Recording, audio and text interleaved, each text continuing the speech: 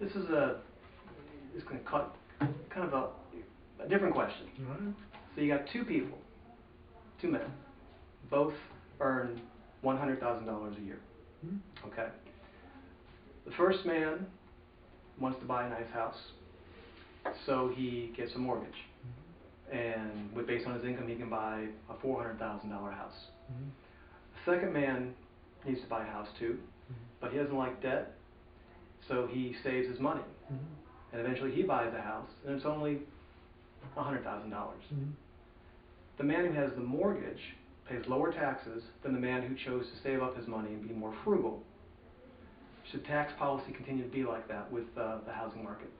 Well, yeah, I mean, the housing market is a major component of our economy. Okay. And I want to expand the housing market as much as I can and incentivize people. That's why that tax component was put in there. On your mortgage deduction? Yes, okay. Absolutely. We want to incentivize the growth and of the housing market. Golly, imagine where our unemployment would be today. But why should the man who chooses to be frugal have to pay a higher tax bill than the man who chooses to borrow money?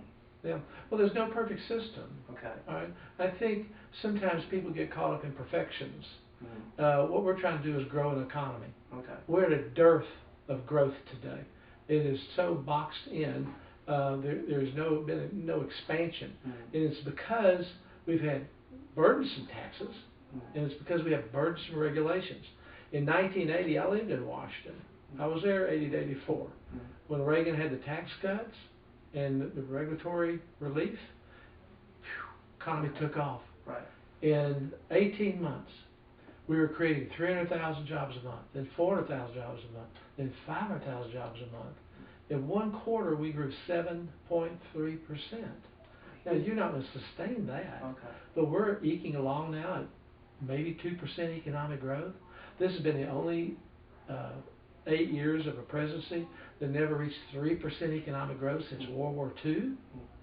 We need to grow the economy, and we need to have tax policies that allow us to grow the economy and get rid of the needless, burdensome regulations that are really an oppressive way in terms of our growth and job building. Did you see Mike Walden's report this week about where the jobs are growing in North Carolina?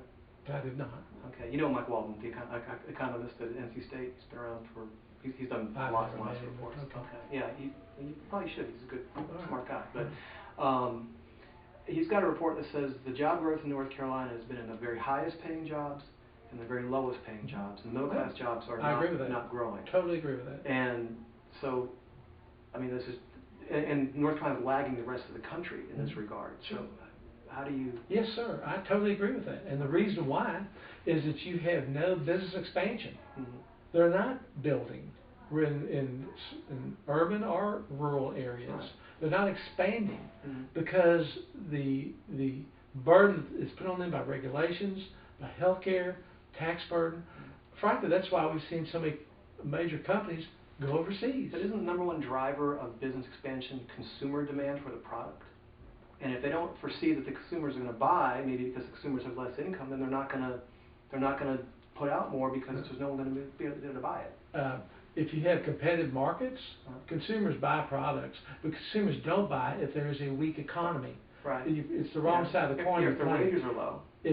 But that's because you have a non-growth economy. Okay. Your wages grow with a growth economy. There's a demand for people, and that demand for people pushes up wages. Okay. To try to, there's one town, is it Seattle, that tried to have they're having troubles with them. They raised them wage $15 an hour. What happened? It hurt the poor, the worst. The very people they wanted to help. And frankly, I hate to say it, but the Obama policies were totally counterproductive. The people they wanted to help the most got hurt the worst. The low-income minority people, that demographic group, grew the least up the economic ladder the last 8 years. Rich people got richer. Yeah. Okay? And the middle class didn't grow. We had a non-expanding economy, 2% economic growth. The average job growth in the Obama economy was 175,000 jobs a month. They list, we created 14 million jobs. Well, divide that by 8 years. Okay. That's what you get. You're bragging about that? Yeah, the recession came in as he was coming into office, and then it continued going down. But and then it started coming back up. It's the worst response from a recession we've ever had. Yes. Because we had so much federal regulation involved. Look at the Dodd-Frank bill.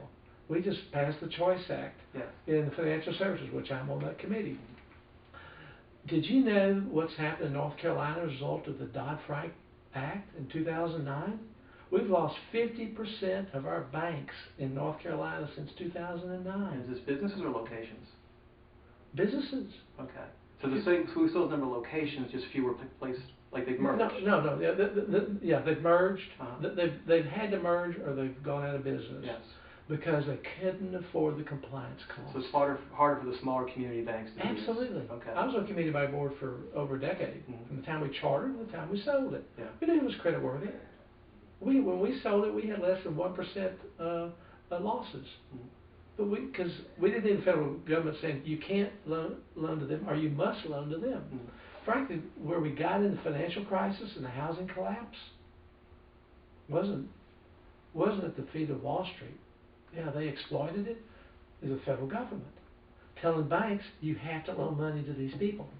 Those people were not creditworthy, but they were forced to loan money to them. There also were people, though, who were falsifying documents.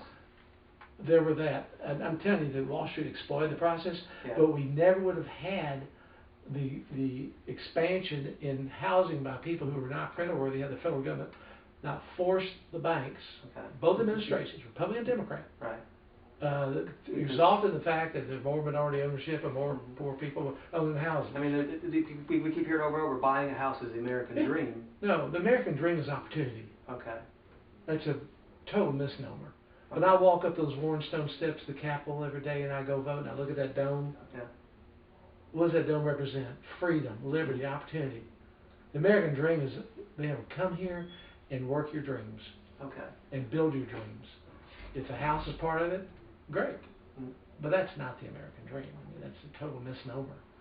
But I think we got to recognize that it's the compliance requirements that force these banks out of business, that doesn't allow capital and credit in the market.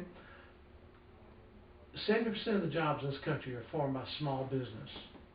All right? If they can't get access to capital and credit, they can't expand. Oh, yes, that's right. And the lack of ability to loan to them, the lack of access to it, was one of the major culpable reasons why we have not grown in the economy. It's all about creating jobs. And you create jobs by an open market. We didn't become a great country because of a great government. We became a great country because of freedom. Because of opportunity, because people go and take risk and build something and expand, and whether it's Henry Ford or a small dry cleaner, that, oh, well, I have a second dry cleaner now, and I got my third, or a guy with a restaurant. You know, it's the entrepreneur. The entrepreneur can't get capital today. Can't get it. He cannot go, because there's no box to check, number one, for character. Okay, so it's harder to get loans. So you're trying to ease that up. Absolutely. So, so real people can go and say, hey, I've got a small business, I need money. Or I'm an entrepreneur, I got an idea. Entrepreneurs, they can't get a loan today. They cannot, unless you can check all boxes.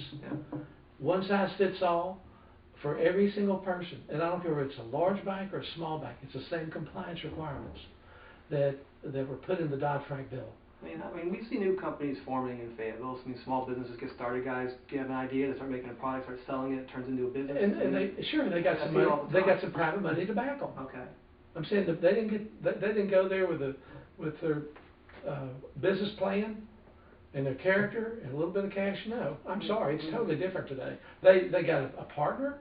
I know. They go through seed seed program downtown, Center for Economic Empowerment. I don't. Are you familiar with them? No, I'm not. I know such. A lot of small businesses get started through that organization. It's a nonprofit in Fayetteville that helps them get SBA and that kind of thing. Every way possible, but I'm telling you, we've impeded enormously our economic growth in this country because a small business guy has a very challenging time getting access to capital and credit. That's just an absolute. That's a reality. Yes. If you find a partner, or you find a small business loan, you find some outside the box way, yeah, you really got to work at it. Yeah. But it's not accessible to the average guy to go into a bank and get a loan today.